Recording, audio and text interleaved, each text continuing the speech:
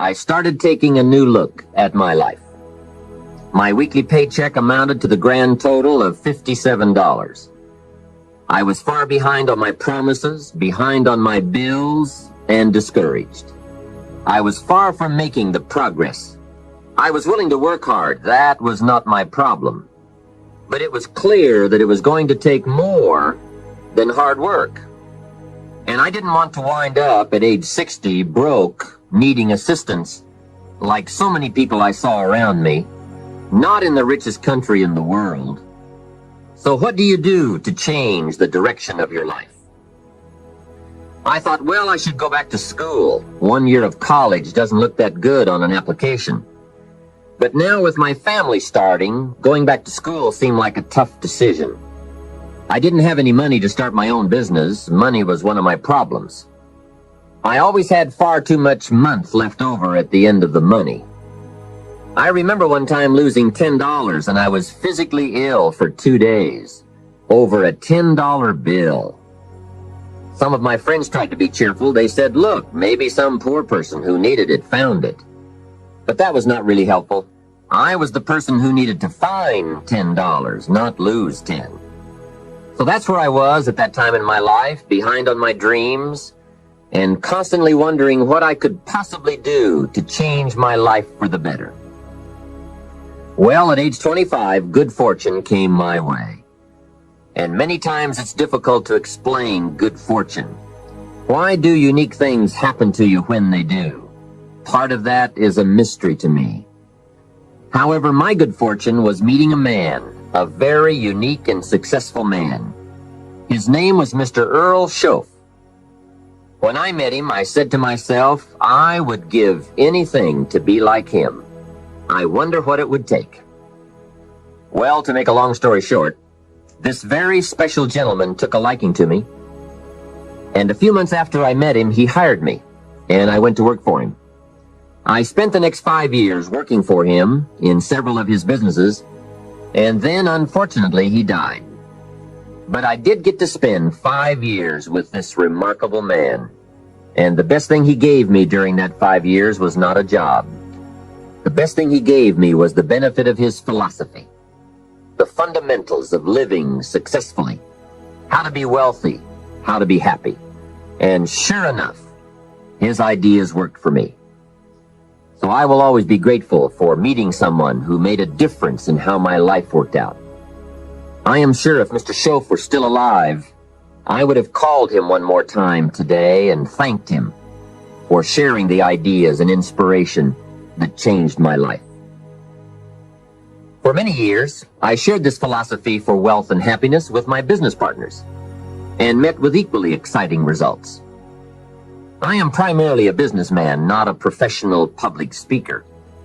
But I have been intrigued with the challenge of trying to put into words the ideas that can make a difference in how a person's life works out.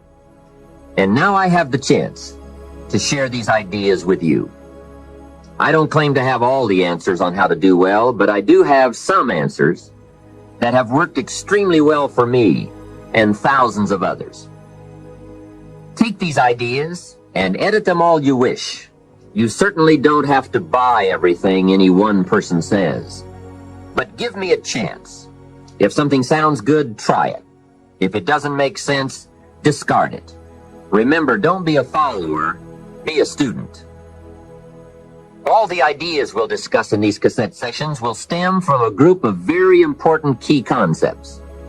I'd like to begin this session by briefly but clearly looking at each of them.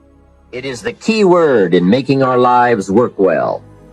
Fundamentals. Those basics that build the foundation for accomplishment, productivity, success, and lifestyle. Fundamentals form the beginning, the basis, the reality from which everything else flows. And remember, there are no new fundamentals.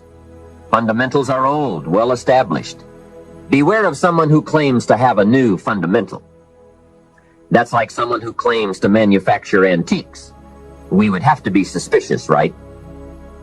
So fundamentals, basics, they are so very important to understand and consider and practice if you wish for the good life. And may I add here, Make sure you don't go looking for the exotic answers to success. Success is a very basic process. It doesn't fall out of the sky.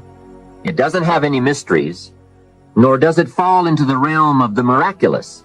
Success is merely a natural result that comes from the consistent operation of the practical fundamentals.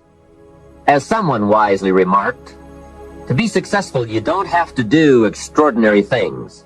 Just do ordinary things extraordinarily well. Mr. Schoaf, my teacher, gave me many great phrases I'll always remember. One of them was, there are always about a half dozen things that make 80% of the difference. What a key thought, a half dozen things. Whether we are working on our health, wealth, personal goals, or professional enterprise, the difference between our ultimate success or inevitable failure lies in the degree to which we are willing to seek out, study, and to go to work on those half dozen things. For a farmer to reap a plentiful harvest in the fall, for example, the major basics are fairly obvious. Soil, seed, water, sunshine, nourishment, and care.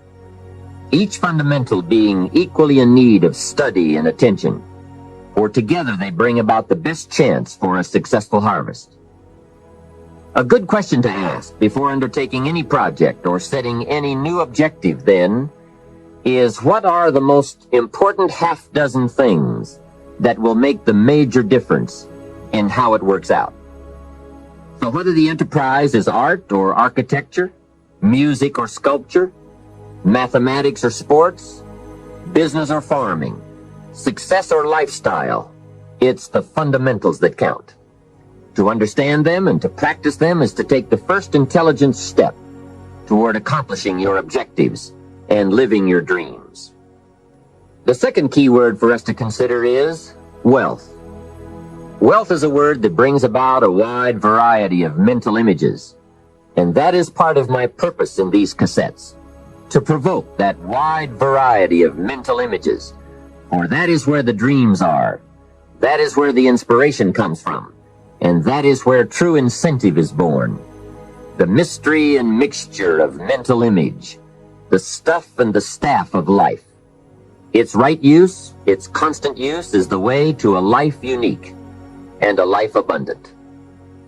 Now, to one, wealth means having enough financial substance to be able to do whatever you wish to do with your life. To another, it may mean freedom from debt, freedom from the constant claim of obligation. To yet another, it means opportunity. And to many, wealth means $1 million. That's a unique word, millionaire. It rings of success, freedom, power, influence, pleasure, possibility, benevolence, and excitement. Not a bad mental image.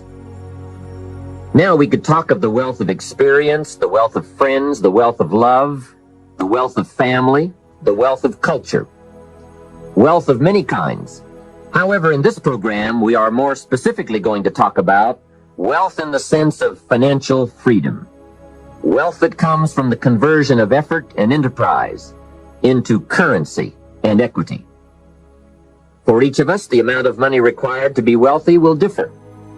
But the dream for all of us, I'm sure, is the same. Freedom from financial pressure. More freedom of choice, freedom to enjoy, and the opportunity to create and to share.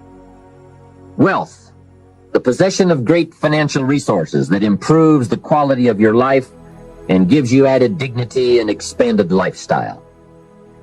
So decide for yourself what wealth means to you. Latch on to your own mental image of wealth, and let's see if the ideas I'm about to bring to you will make sense and perhaps provide you with the inspiration to put the plan into high action, so that as the days pass, you will discover a growing sense of freedom and dignity, self-worth, substance, and lifestyle.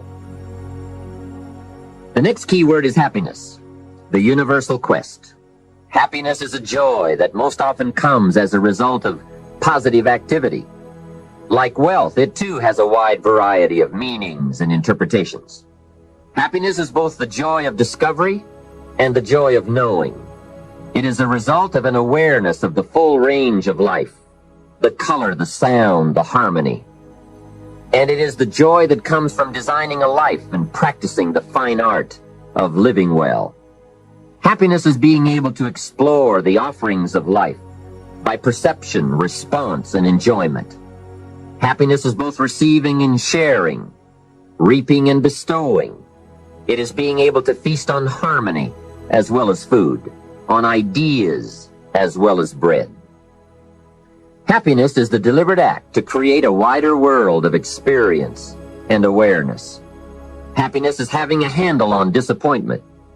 It is being in control of both emotion and circumstance. Happiness is freedom from the negative children of fear, such as worry, low self-esteem, envy, greed, anger, resentment, and so on. Happiness is an awareness and a grasp of the positive power of life and loving values.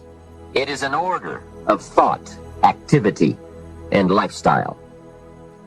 Happiness is values in balance. It is contact with people of substance. Happiness is contentment with the tasks of your life.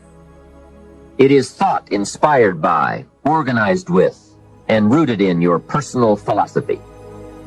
Happiness is a life well lived, in which a wide variety of experiences are deliberately captured to become an invaluable form of currency for you to spend and invest in your own better future. Happiness is activity with purpose. It's love in practice. Happiness is both a grasp of the obvious as well as an awe of the mysterious.